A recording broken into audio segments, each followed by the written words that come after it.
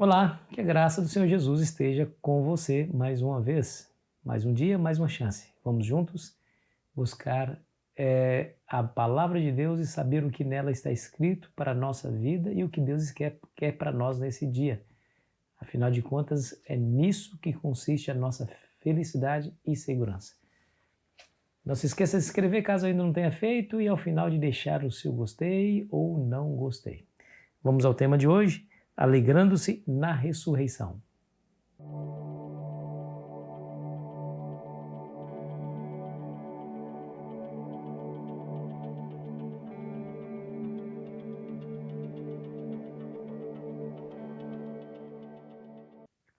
Quando José de Arimateia reclamou o corpo de Cristo a Pilatos para que esse o sepultasse, Pilatos ficou surpreso, porque ele morreu tão rápido assim. Então ele chamou um centurião, junto com os outros soldados, para averiguar toda a história. Eles foram e perceberam de fato que Jesus havia morrido. Está lá em Marcos capítulo 15, a partir do versículo 42 em diante. E aí José de Arimateia sepultou o corpo de Cristo, o envolveu em linhos, em panos de linhos, e o sepultou em uma cova cavada na rocha e colocou uma grande pedra para tampar a entrada da cova. As mulheres viram tudo isso, as mulheres que estavam com Cristo, elas seguiram o corpo até o sepultamento na sexta-feira e depois elas voltaram para preparar o embalsamento de Cristo. Elas não o embalsamaram na sexta-feira porque não deu tempo. Diz a Bíblia que elas voltaram e descansaram segundo o mandamento. E no dia seguinte, ou seja, no sábado à noite, depois do pôr do sol, elas foram comprar especiarias para terminar o trabalho de embalsamar o corpo de Cristo. No dia seguinte, que seria no domingo bem de manhãzinha, elas foram, diz a Bíblia, que elas encontraram já a pedra que tampava a entrada do sepulcro, já revolvida, e elas entraram, viram um anjo vestido de branco, né? E o anjo lhes perguntou, está lá em Marcos 16, o versículo 6. Ele, porém, lhes disse: não vos atemorizeis, buscais a Jesus o Nazareno que foi crucificado. Ele ressuscitou e não está mais aqui. Vede o lugar onde tinham posto. Essa foi uma notícia assim maravilhosa que aquelas mulheres receberam. Afinal de contas, o seu amado mestre havia vencido a morte. Que coisa extraordinária. Queridos, a ressurreição é a doutrina, uma das doutrinas mais importantes do cristianismo. Se você não acreditar na ressurreição, como diz o apóstolo Paulo lá em 1 Coríntios, é vã a nossa fé. Perdidos estão todos aqueles que morreram, porque não ressuscitam. Há uma corrente de pensamento no meio evangélico que diz que aquele que morreu em Cristo, esse imediatamente vai para o céu e continua vivo lá, ou seja, ele sobrevive à morte do corpo, a alma vai lá para o céu, fica lá com Deus, gozando da alegria, da felicidade, da vida eterna. Essa noção invalida completamente a doutrina da ressurreição. Então, se o objeto da misericórdia de Cristo, que é o ser humano, já está seguro, salvo, vivendo eternamente no céu, então por que ressuscitá-lo? Não faz sentido. Não faz sentido uma ideia como essa. Ressuscitá-lo para quê? Se você se lembra que lá no túmulo de Lázaro, e você se lembra que ele já havia sido morto há 4 dias. O Senhor Jesus, quando fez aquela oração, bradou de fora da sepultura: Lázaro, sai para fora. E diz a Bíblia que saiu aquele que estivera morto e reviveu. Ele saiu para fora. Jesus não disse: desce do céu, Lázaro. Jesus disse: sai para fora, Lázaro. Essa é uma ideia que você conhece, eu só estou relembrando para demonstrar a realidade da ressurreição. Se você acredita que a pessoa, quando morre e faz o bem, acreditando em Cristo, fiel a Cristo, morre, vai direto para o céu, bom, você invalida completamente a necessidade da ressurreição, e o apóstolo Paulo é claro em dizer em 1 Coríntios, capítulo 15, que se caso não há ressurreição, é vã a nossa fé. Agora, o que é interessante também é a atitude das mulheres. Olha o verso 1 do capítulo 16. Passado o sábado, Maria Madalena, Maria mãe de Tiago e Salomé compraram aromas para irem embalsamá-lo. Passado o sábado, gente, mas peraí. Que mal haveria em essas mulheres pegarem essas especiarias e embalsamar o corpo de Cristo? Não é um serviço prestado a Cristo, dando a Ele a honra que Ele tanto merecia, um sepultamento digno? Qualquer um raciocinaria que aquilo era algo bom a ser feito, não era algo digno de repreensão, porque afinal de contas está fazendo a Cristo. Aliás, por que você acha que o próprio Cristo resolveu ressuscitar depois do sábado? Ele passou o sábado inteiro. Ele morreu antes do pôr do sol da sexta-feira e foi sepultado antes do pôr do sol da sexta-feira e passou o sábado, 24 horas do sábado, descansando, dormindo ou morto na sepultura, e só foi ressuscitar no primeiro dia muito cedo. Por qual razão? Por qual razão? Aquele que reverenciou o sábado em vida também o fez em morte. O registro bíblico está aqui para nos dar um alerta, ou para nos mostrar a importância de guardar esse dia que o Senhor criou. Não foi o homem. Não foi o homem. A importância desse dia. Né? E aqui a lição diz assim, no sábado o Senhor descansou na sepultura e os discípulos fizeram o mesmo. Essa seria uma declaração bastante estranha se Jesus tivesse diminuído, pelo menos na mente de seus seguidores, a obrigação de guardar o quarto mandamento. Seria totalmente estranha. Por que os discípulos teriam a intenção de registrar algo assim? Seria contraditório do ensinamento de Cristo, como alguns pensam. Jesus aboliu o sábado e ensinou os seus discípulos a fazerem o mesmo? Jesus ensinou os seus discípulos a não guardar o sábado, como dizem alguns?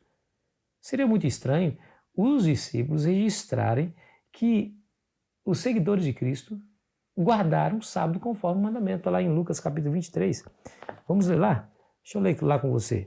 Lucas 23, versículo 54. Era o dia da preparação e começava o sábado. As mulheres que tinham vindo da Galileia com Jesus, seguindo, viram o túmulo e como o corpo fora ali depositado.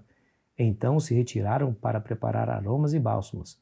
E no sábado descansaram segundo o mandamento. Qual a razão? Se Jesus ensinou que o sábado não deveria ser guardado, qual a razão essas mulheres estariam guardando o sábado em franca desobediência ao ensinamento de Cristo? Não faz sentido. Aquele que reverenciou o sábado em vida também o fez na sua morte, e os seus discípulos lhe seguiram o exemplo.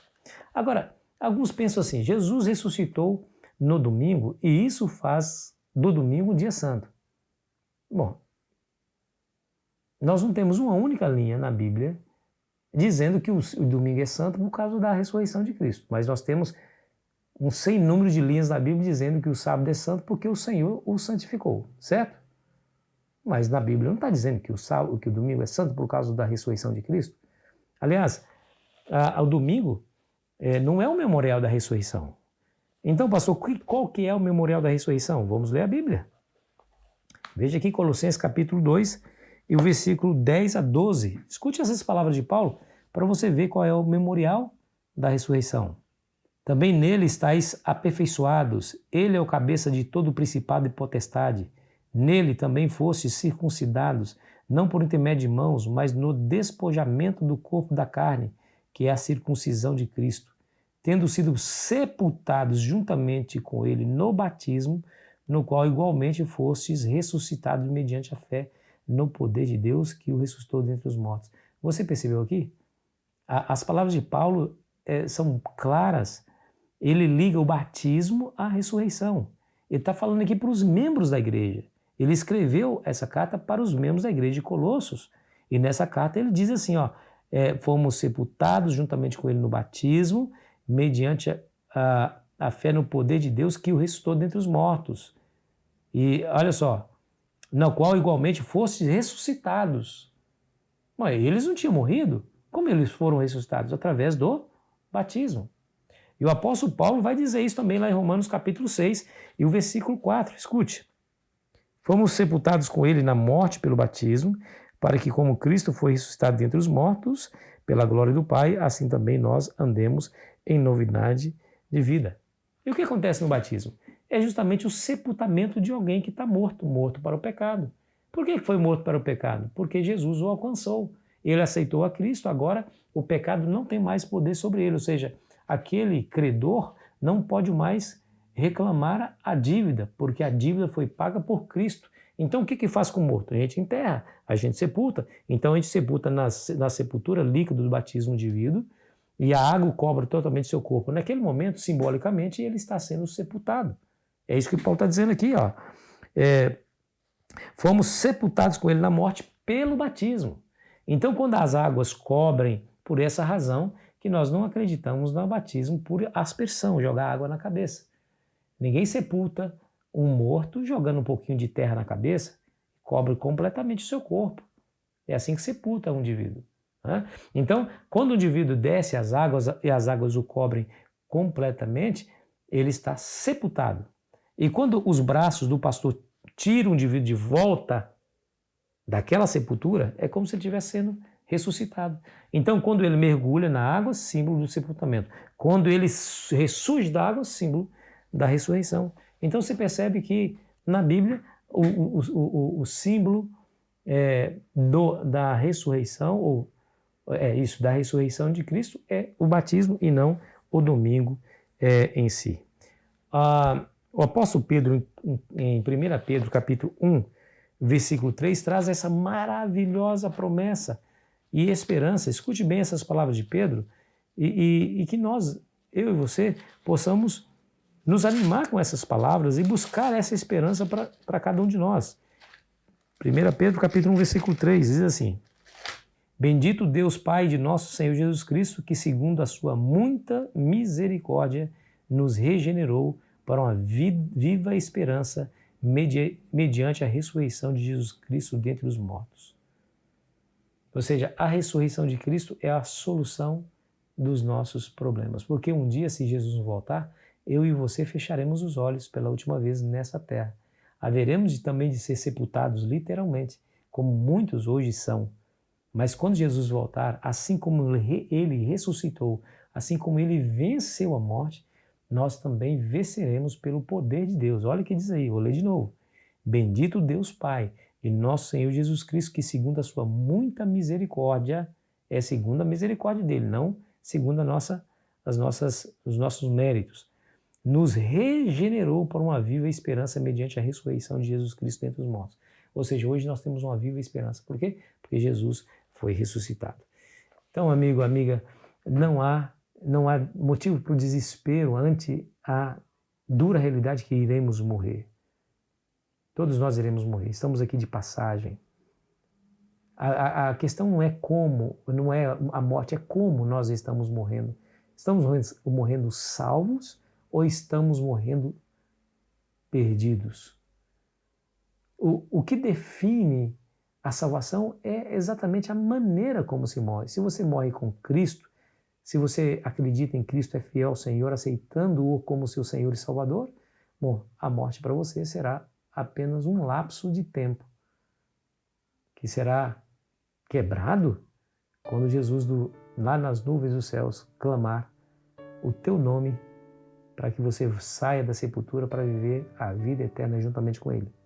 Agora, se morreu perdido, infelizmente, aí é a ressurreição da condenação. Como diz lá em João capítulo 5, nós não podemos ter essa segunda opção. Não. Deus fez de tudo para você e eu alcançarmos a vida eterna e a salvação pelos méritos de Cristo. Não é pelo que você faz, é em quem você acredita, é a quem você rende a sua vida. Se renda ao Salvador. Hoje, mais uma vez, o aceite como seu advogado lá junto ao Pai. Ele pagou a sua dívida, tem bons argumentos para lhe defender. Acredite, Ele nunca perdeu uma causa. Ele vai defender a tua causa diante do juízo de toda a terra. A única segurança, sua única esperança e a minha única segurança e esperança é nós nos entregarmos a Cristo. Espero que você o faça agora, nesse exato momento. Ore comigo. Querido Pai, entregamos a nossa vida ao Senhor, porque aceitamos a Jesus como Senhor e Salvador da nossa vida e gratos estamos pelo privilégio de receber a luz desse Evangelho que nos traz a maravilhosa notícia de que tudo foi pago e prontos estamos para herdar a vida eterna, porque Jesus nos abriu esse caminho. Exaltado seja o teu nome, divino Pai, e em nome de Jesus que fazemos. Amém. Foi muito bom estar com você. Amanhã continuaremos a nossa jornada, viu? Aproveite bem o seu dia.